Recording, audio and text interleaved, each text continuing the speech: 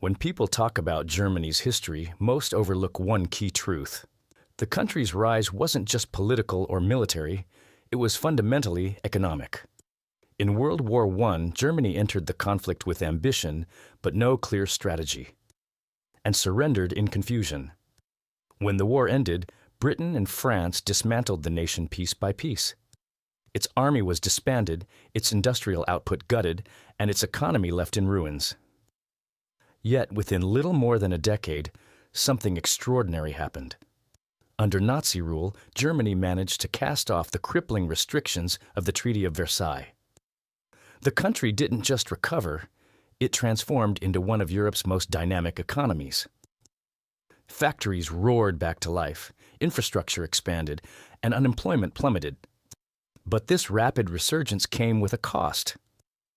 An economic machine built for war, fueled by propaganda and state control, all leading to the global catastrophe of World War II.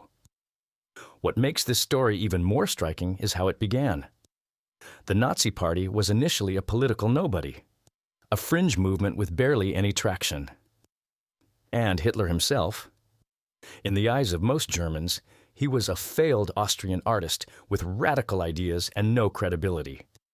Yet somehow, in the chaos of economic collapse and national humiliation, this small, disorganized group rose to power and redefined Europe's future. So the question becomes, how did a bankrupt, crippled Germany rise from the ashes so quickly? And who helped pave the way for that rise? To understand that, we need to go back to 1918. After enduring the horrors of Verdun, Germany finally surrendered. But the German people didn't believe they'd actually lost the war. Their army had forced Russia out of the conflict, and not a single Allied soldier had stepped onto German soil. To them, defeat felt like betrayal, not failure. They believed they'd been stabbed in the back by politicians and profiteers. The truth, however, was brutal. Germany lost around 10% of its total population during the war. The Allies confiscated 1/7 of its territory, stripping away valuable industrial regions. To ensure Germany could never rebuild its power, the Treaty of Versailles limited its army to just 100,000 soldiers, banned tanks and aircraft, and imposed impossible financial penalties. The reparations bill alone, 132 billion gold marks, payable over 30 years, was devastating. It crushed the economy, devalued the currency, and fueled a wave of hyperinflation that wiped out savings and destroyed the middle class. Meanwhile, Germany was drowning in debt, an impossible mountain owed to the Allied powers. The amount was so astronomical that paying it off within a lifetime was simply unrealistic. But life had to go on. The real problem was that Germany's tax revenue wasn't even close to enough to cover those massive reparations. So the Weimar government turned to the German central bank for help, issuing bonds and printing money just to keep the lights on. Even then, the nation was barely surviving, constantly behind on payments, living paycheck to paycheck on a national scale. By 1922, Germany had already begged the Allies multiple times to delay repayment. France, however, refused to compromise. In fact, they were prepared to use force to collect what they were owed.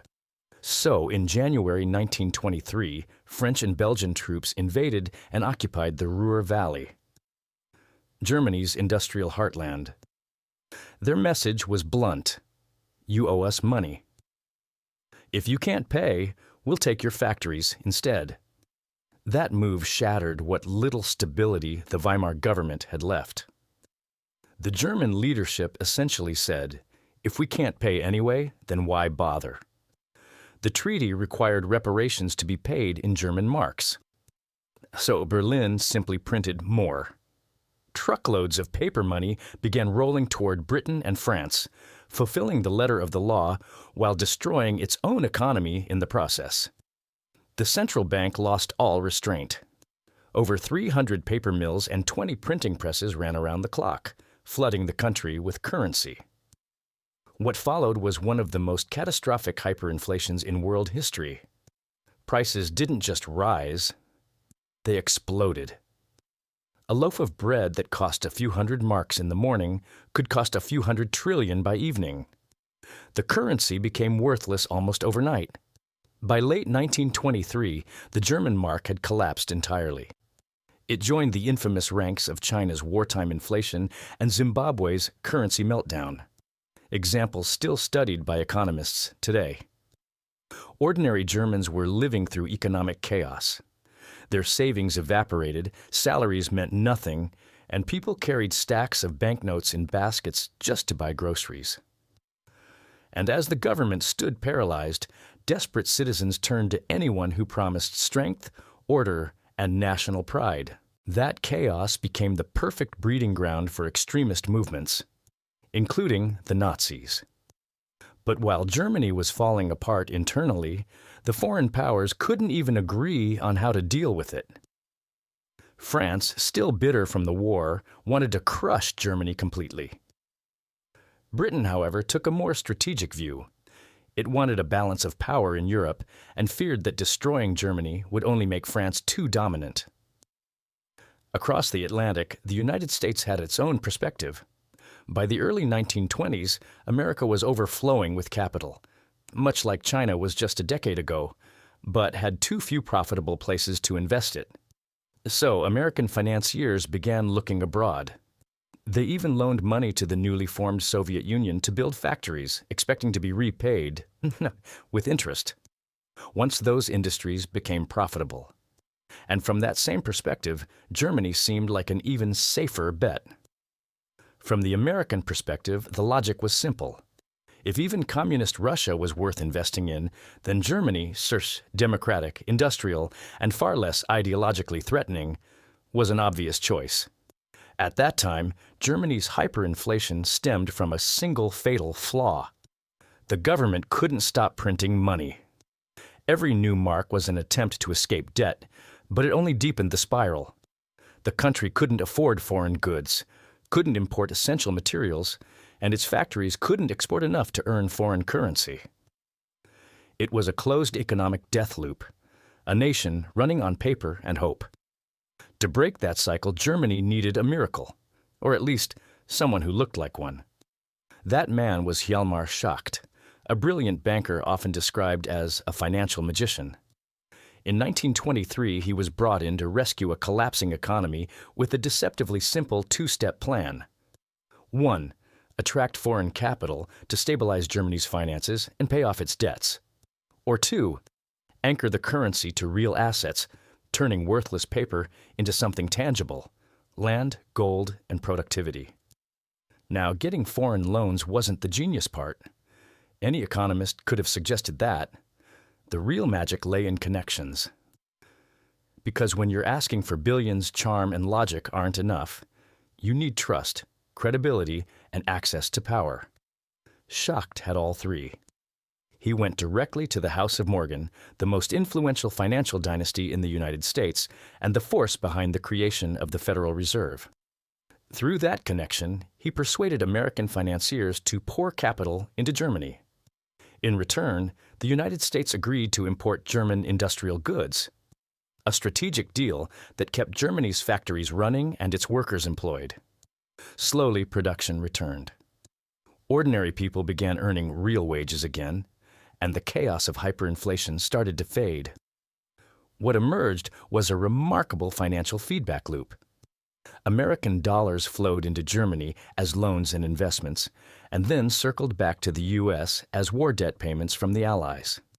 In the process, the U.S. dollar spread across Europe, becoming the de facto global currency, and giving Washington a new level of influence in European affairs. It was, effectively, a win-win. Germany got breathing room, and America expanded its financial empire. Schacht then completed the recovery by introducing a brand new currency, the Rentenmark, backed by land and Germany's limited gold reserves. It exchanged at one new mark for 1 trillion old marks, instantly restoring stability and public confidence. Prices stopped skyrocketing, businesses reopened, and life, for the first time in years, started to feel normal again. By the late 1920s, America had treated Germany far more leniently than France or Britain ever did. That steady stream of American investment became the lifeline that revived the German economy. But the money didn't just rebuild houses and factories. It concentrated in powerful industrial monopolies: steel, electricity, chemicals. Names like IG Farben, Krupp, and Siemens dominated these sectors. And, ironically, they would later become the financial backbone of a new political movement. Because while Schacht was stabilizing the economy, something else was stirring in Munich. That same year, 1923, a small, angry Austrian named Adolf Hitler tried to seize power in what became known as the Beer Hall Putsch. The coup failed miserably, crushed within hours. At the time, most Germans dismissed the event as a sideshow, the delusional stunt of a failed Austrian corporal playing at revolution. But here's the twist. Germany's democracy was so weak, even that rebellion went unpunished. Because the Weimar government had lost nearly all credibility, the courts treated Hitler with astonishing leniency. He was sentenced to just 5 years in prison for attempting to overthrow the state, and released after only 9 months on parole. They didn't even bother deporting him back to Austria. That leniency turned out to be the biggest gift of his life. It gave Hitler something far more valuable than freedom: validation. He realized that even in failure, he could draw attention, sympathy, and headlines. During his short time in prison, Hitler treated confinement as a training ground. He practiced his speeches, refined his message, and dictated Mein Kampf, part autobiography, part political manifesto. By the time he was released in 1924, he had transformed himself from a ranting agitator into a disciplined political strategist. But the timing couldn't have been worse for his ambitions. Hjalmar Schacht's financial reforms were working. The economy was stabilizing, unemployment was falling, and people were once again able to afford the basics of life. The sense of despair that had fueled Hitler's rhetoric was fading, and with stability came indifference. Germans weren't interested in revolution when they finally had bread on the table again. Hitler, meanwhile, was broke. No money meant no rallies, no leaflets, no radio airtime. The Nazi Party was, for all practical purposes, dead. If history had stopped there, Hitler would have remained a loud but irrelevant extremist. A fringe dreamer shouting into the void, destined to fade into obscurity. But then came 1929, and the world changed overnight. The Wall Street crash triggered the Great Depression, and the shockwaves rippled across the globe. Germany, whose recovery had been built on American loans and exports, was hit hardest of all. As the U.S. economy collapsed, American investors pulled their money out of Germany. Factories lost their orders, banks lost liquidity, and by 1930, nearly 5 million Germans were unemployed. Protests erupted. Banks failed. Poverty and hunger spread through once prosperous cities. And in that vacuum of despair, Hitler found his moment. To him, chaos was opportunity. While the government fumbled, he organized. The Nazi Party went nationwide, recruiting, marching, shouting slogans, and spreading fear. They rebranded themselves with a populist twist, printing their full name on every pamphlet: the National Socialist German Workers' Party. It sounded pro-worker, even socialist. A clever deception. Of course, in reality, their policies had nothing to do with helping workers. But in times of desperation, labels mattered more than facts, and millions of jobless Germans began to listen. Still, speeches alone didn't win elections. Campaigning cost money. A lot of it. Printing posters, renting halls, organizing truck parades with loudspeakers. It all required serious funding. And so, once again, Hitler turned his attention to the one group in Germany that still had money: the industrial elite. Men who controlled steel, coal, and chemicals. The same magnates who had rebuilt their fortunes thanks to American capital. On stage, Hitler was manic. A furious, almost theatrical figure, shouting himself hoarse before roaring crowds. But behind closed doors, he was something else entirely. Those who met him in private described a calm, disciplined man who worked tirelessly, loved animals, and lived as a strict vegetarian. Most importantly, he understood people. Hitler had an instinctive grasp of psychology. He could read a room instantly, mirror its mood, and say exactly what his audience wanted to hear. He didn't just speak to people, he made them feel seen.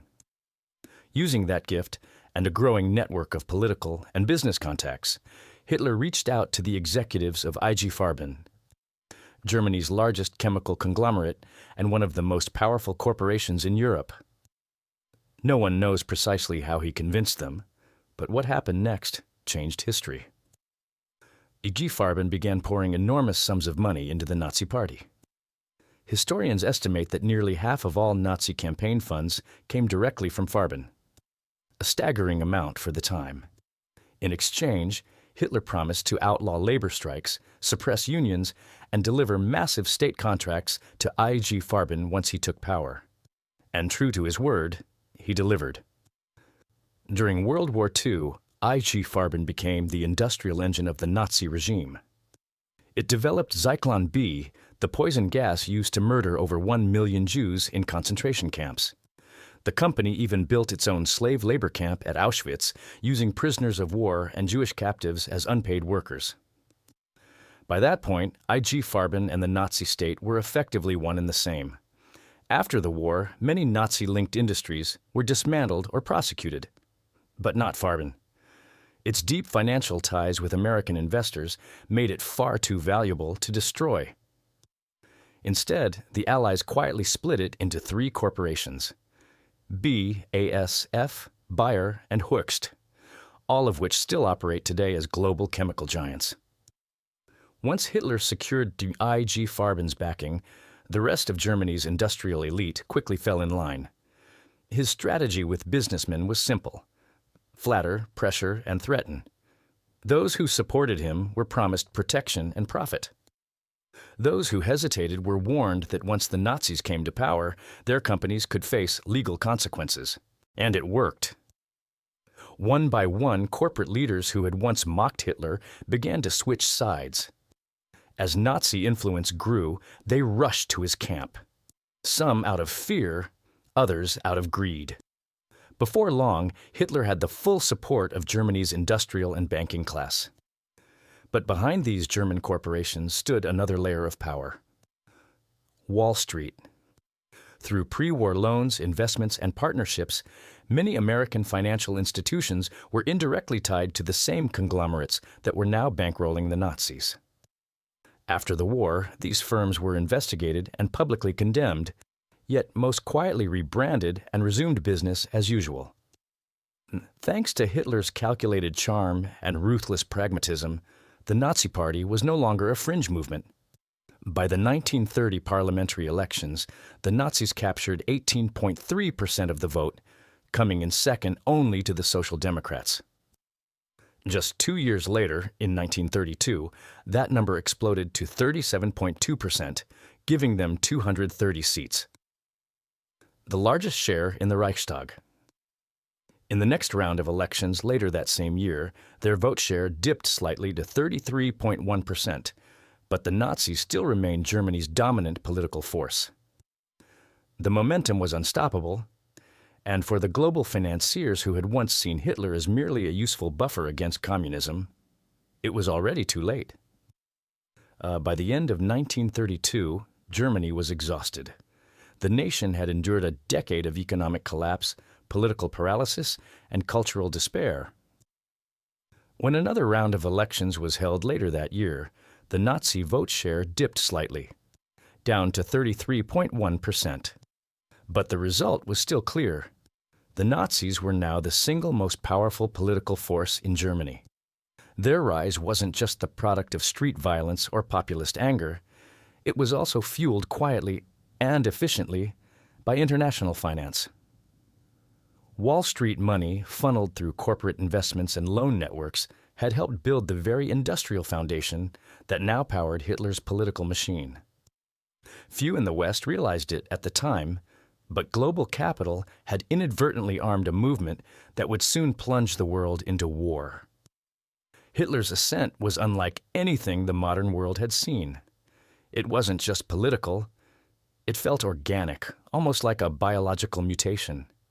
He was a product of systemic failure, a superorganism born from the chaos of economic collapse and national humiliation.